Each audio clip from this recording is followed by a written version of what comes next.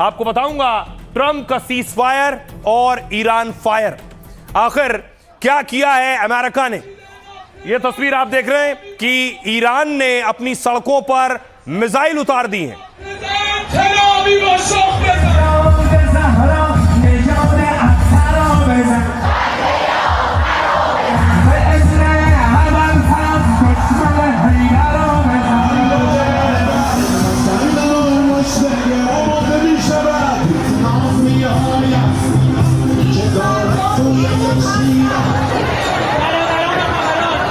तस्वीरें आप देख रहे हैं ईरान की सड़कों की, जहां लाखों लोग सड़कों पर उतरे हैं और बैलिस्टिक मिसाइल की नुमाइश हो रही है। ईरान बता रहा है कि उसकी तैयारी पूरी है।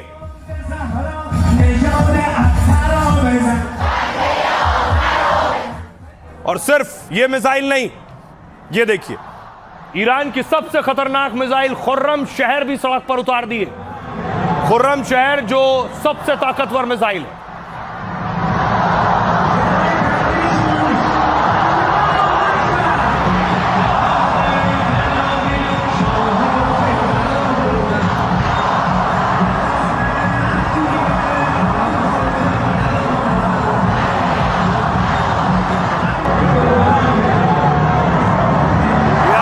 खुर्रम शहर की तस्वीर। ईरान में आखिर क्या हो रहा है? ईरान कह रहा है हमने तैयारी पूरी कर ली है और हमारी तैयारी फिर पूरी है।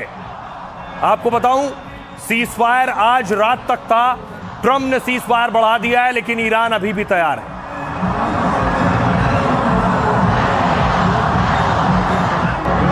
दूसरी तरफ तस्वीर आपको दिखाऊं, यह है ईरान की महिला ब्रिगेड। महिला ब्रिगेड सड़कों पर उतरी है और बंदूक लेकर।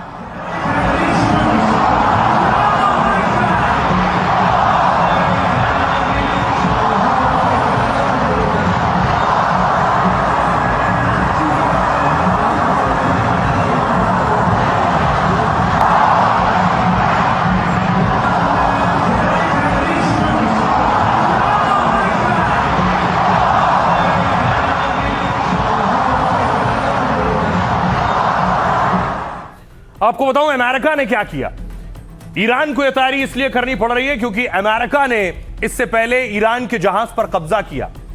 ईरान का जहाज, यह वो तस्वीर है जिस जहाज पर कल कब्जा किया गया था, और इस कब्जे के बाद ईरान और भड़क गया है।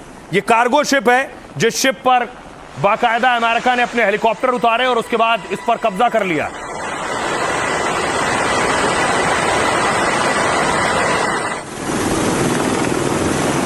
अमेरिका ने इससे पहले ईरान के एक और जहाज पर कब्जा किया जिस पर दावा किया कि इसमें हथियार थे, और बाकायदा उसका वीडियो जारी किया।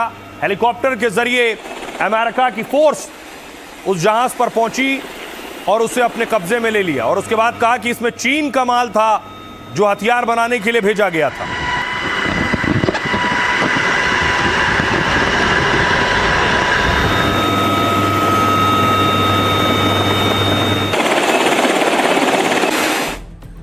अब ये सब के बाद ईरान एक्शन में आ गया है। ईरान ने अब कब्जा कर लिया है। ईरान ने हमला कर दिया है 3 जहाजों पर। ईरान की गन बोट से 3 जहाज, जिसमें एक भारत आ रहा बताया जा रहा है, उस पर फिर से अटैक हो गया।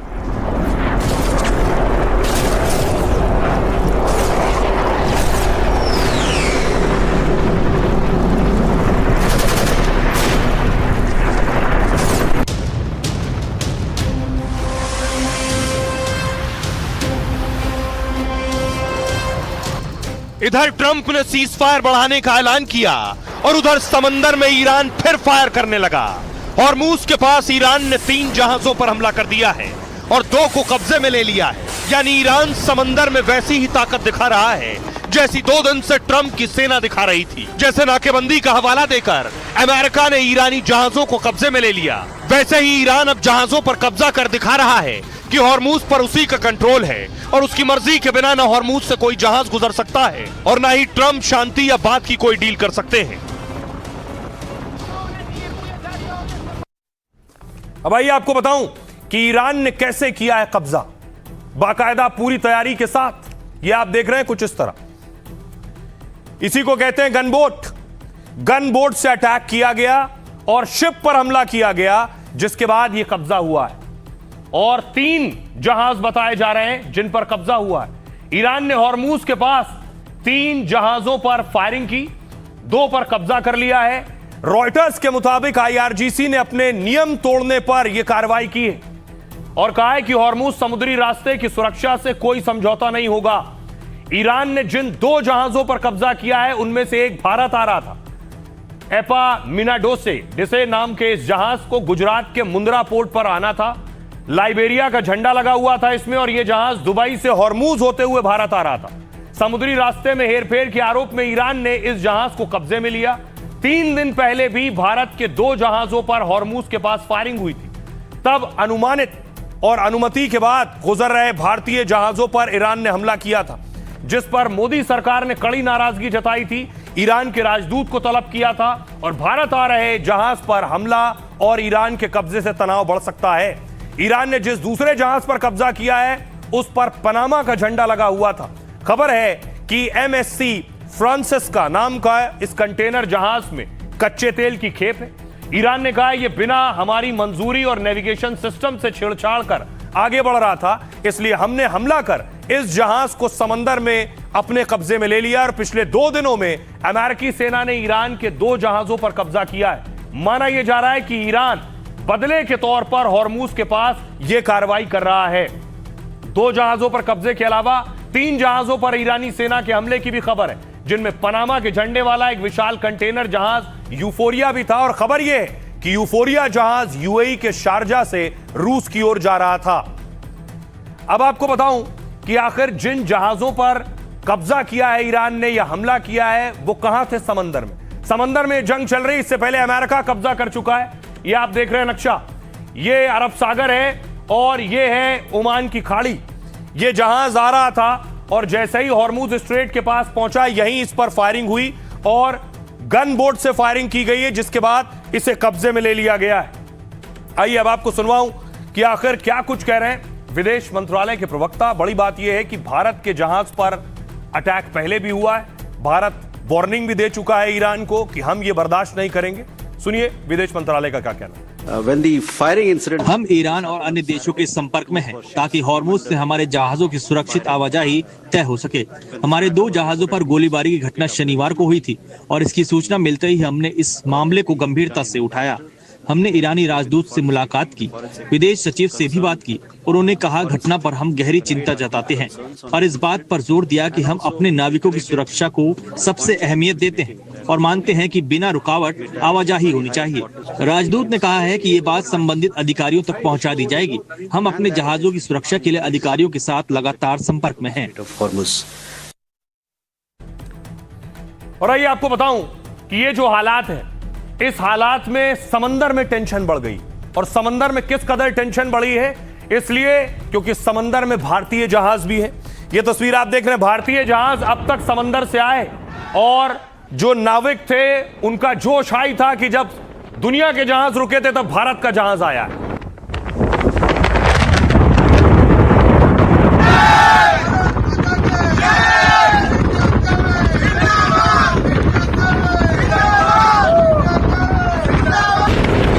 लेकिन अभी क्या है, हॉर्मूज में हालत खराब है।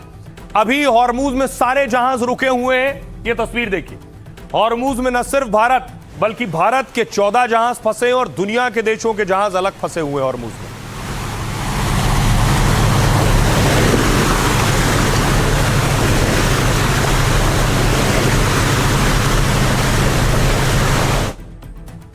अब सोचिए, जब भारत के जहाज फंसे हैं, न भारत के जहाज जा पा रहे हैं, 14 जहाज आ नहीं पा रहे हैं, तो नुकसान भारत को हो रहा है। भारत को नुकसान न सिर्फ लोगों को बल्कि उन कारोबारियों को हो रहा है जिनका सामान जाता है। सबसे पहले देखिए, कल ही खबर आई जिस चीज की किल्लत हुई है, हॉर्मूज में नाकेबंदी और तनाव से डाइट कोक की कमी हो गई। भारत में डाइट कोक सिर्फ एल्युमिनियम के कैन में बिकता है और खाड़ी देश दुनिया के 9% एल्युमिनियम का उत्पादन करते हैं। जंग की वजह से फरवरी से इसकी भारत में सप्लाई पर असर पड़ा है। गर्मियों में इस डाइट कोक यानी शुगर फ्री कोक की मांग बढ़ जाती है। 30 से 40 रुपए में मिलने वाला डाइट कोक बहुत से लोगों की पसंद है, लेकिन एल्युमिनियम की सप्लाई बिगड़ी तो डाइट कोक की कमी हो रही है।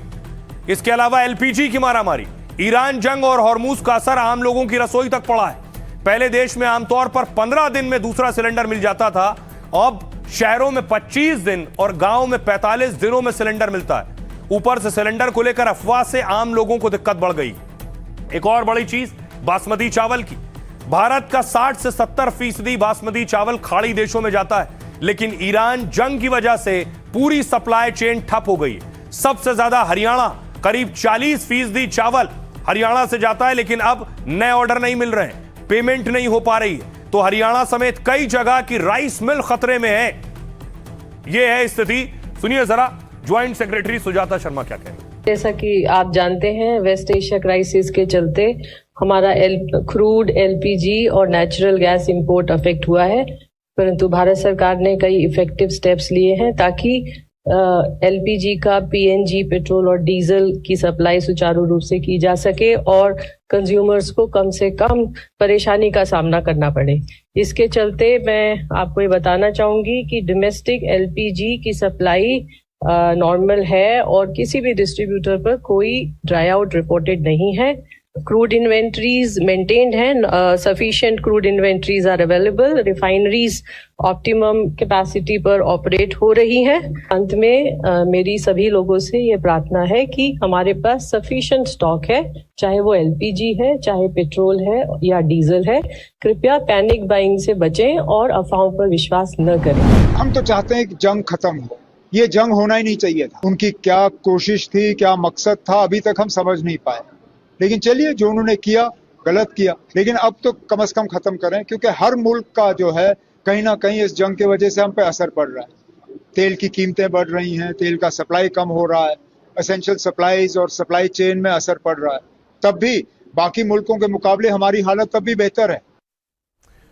सही कह रहे थे अमर अब्दुल्ला कि बाकी मुल्कों के मुकाबले भारत की स्थिति बहुत बेहतर है, क्योंकि दुनिया की स्थिति खराब हो रही है, क्योंकि अमेरिका ने भी हॉर्मूज में नाकेबंदी कर दी है। अमेरिका ने क्या किया? अमेरिकी सेना लगातार धमकी दे रही है, उन जहाजों को धमकी दे रही है जो वहां से गुजर रहे हैं।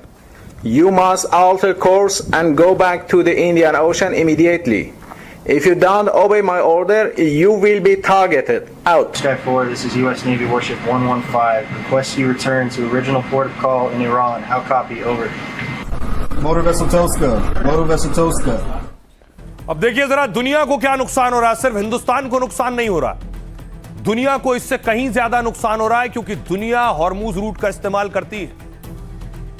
आपको बताऊं, सबसे पहले यूरोप, फ्रांस से लेकर इटली तक तेल के दाम बढ़ गए, क्योंकि यूरोप के देशों का तेल भंडार खाली हो रहा है। खबर यह कि यूरोप के पास केवल 6 हफ्तों का फ्यूल बचा है, मतलब हवाई जहाजों में इस्तेमाल होने वाले ईंधन की कमी है। जेट फ्यूल कम और महंगा होने से हवाई टिकट की कीमतें बढ़ रही है और इसकी वजह से यात्रियों की संख्या घटी है और एयरलाइंस घाटे में चल रहा है। अकेले जर्मन एयरलाइंस लुफ्थांसा ने 20,000 फ्लाइट्स रद्द कर दी। कई एयरलाइंस घाटे वाले रूट को बंद करने की तैयारी में। ब्राजील का देखिए हाल क्या है। ईरान युद्ध के चलते चीनी महंगी हो सकती है। यहां दुनिया के सबसे बड़े चीनी उत्पादक ब्राजील में संकट बढ़ गया है। ऊर्जा की बढ़ती कीमतों का असर चीनी मिलों पर पड़ रहा है और चीनी मिल बायोफ्यूल का रुख करेंगी तो लागत बढ़ जाएगी और इसका असर ब्राजील से दुनिया भर की चीनी पर पड़ेगा। पाकिस्तान का तो और बुरा हाल है। पहले से कमजोर पाक की अर्थव्यवस्था चरमरा गई है। पाकिस्तान में डीजल 500 और पेट्रोल 450 रुपए पार कर गया। आटा, दाल, चावल जैसी चीजों की कीमतें बेतहाशा बढ़ी हैं। तेल गैस के संकट को देखते हुए पाकिस्तान बड़े कदम उठा रहा है। रात 8 बजे के बाद ज्यादातर शहरों में लॉकडाउन लग जाता है। आम लोगों को शादी समारोह जैसे आयोजन की मनाही है। पाकिस्तान ने शांति वार्ता के लिए भी करोड़ों रुपए खर्च किए, लेकिन न कोई फैसला हुआ, न पाक की कोशिश काम आई है। पड़ोसी मुल्क बांग्लादेश का हाल देखिए। बांग्लादेश में तेल से कपड़ा और इंटरनेट पर भी असर पड़ा है। पेट्रोल पंपों पर घंटों लाइन लगती है और कीमत 15% बढ़ गई।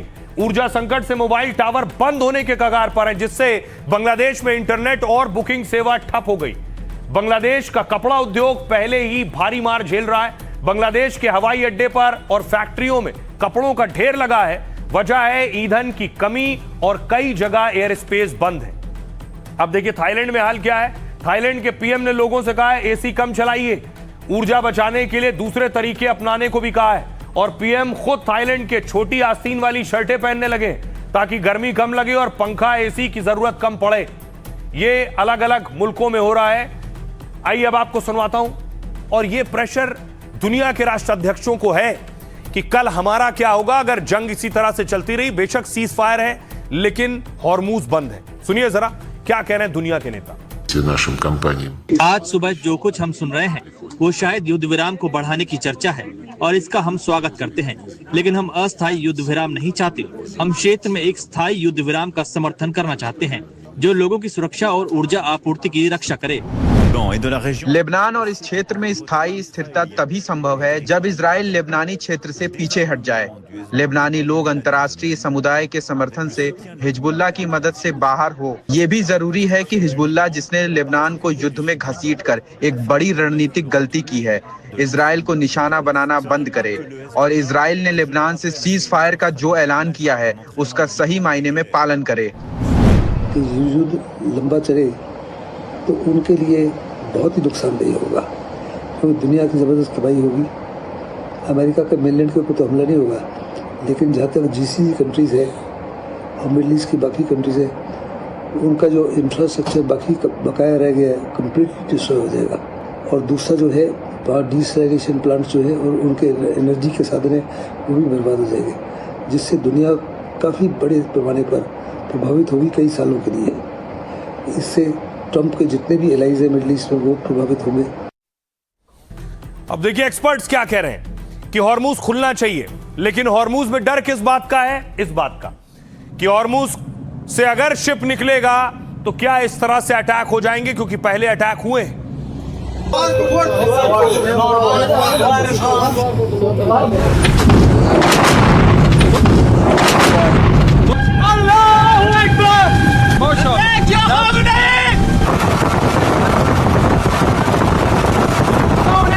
अब देखिए हॉर्मूज पर ईरान का फॉर्मूला क्या है। ईरान का फॉर्मूला है जहाज तो गुजरेंगे लेकिन हमारी मर्जी से। ये कैसे होगा? सीजफायर में हॉर्मूज को लेकर ईरान और अमेरिका के बीच लगातार विवाद चल रहा है, इसलिए जहाज रुके हैं जहां रुके थे। इसी बीच ईरान हॉर्मूज पर कंट्रोल के लिए कानून बनाने की तैयारी में। इसके लिए ईरान ने कुल 12 नियम बनाए हैं। उसके मुताबिक इजराइल का कोई जहाज हॉर्मूज से गुजर नहीं पाएगा। जो इजराइल के करीब है वो इजाजत के बाद ही हॉर्मूज पार कर पाएगा और इसके लिए उन्हें ईरानी सर्वोच्च परिषद की इजाजत लेनी होगी।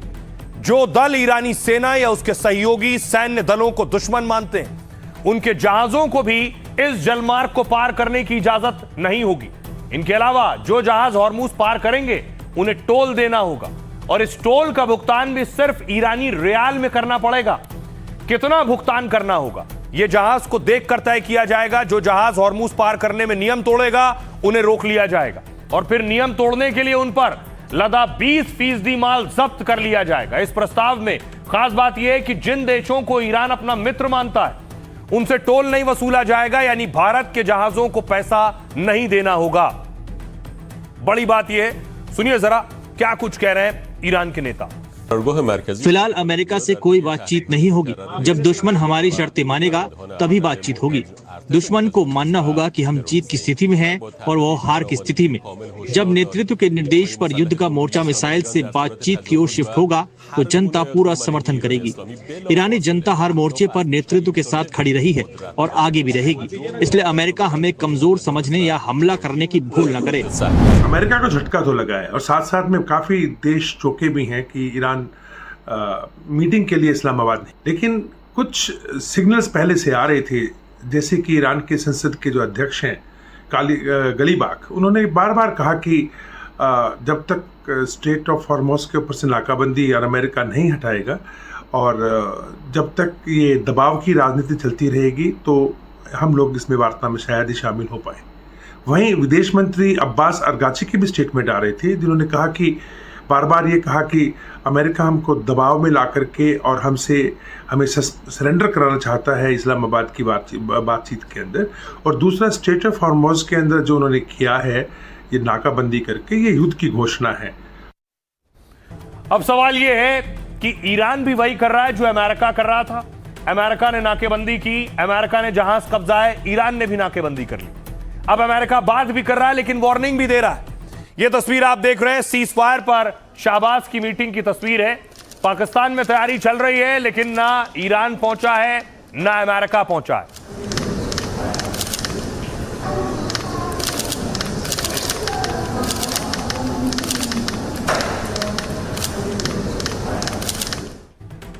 ट्रंप का सीज फायर का तो ऐलान है लेकिन तबाही का भी प्लान है। क्या कह रहे हैं डोनाल्ड ट्रंप? ट्रंप ने सीज फायर खत्म होने से पहले ही इसे बढ़ाने का ऐलान कर दिया है। मतलब अमेरिका ईरान का 14 दिन से जारी युद्ध विराम आगे भी रहेगा।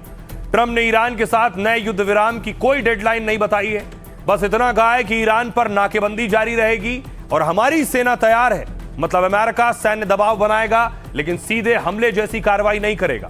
ट्रंप ने कहा कि हमारी नाकेबंदी से ईरान आर्थिक रूप से टूट रहा है, कंगाल हो रहा है। ईरान को रोज $500 मिलियन यानी 4000 करोड़ का नुकसान हो रहा है। ईरान की सेना और पुलिस को समय पर सैलरी तक नहीं मिल पा रही है। पैसों की इतनी कमी हो रही है कि वो तुरंत हॉर्मुज स्ट्रेट खोलना चाहता है। हम सीज फायर बढ़ाकर मौका दे रहे हैं कि ईरान नया प्रस्ताव बना ले ताकि युद्ध विराम पर फाइनल बात और फैसला किया जा सके।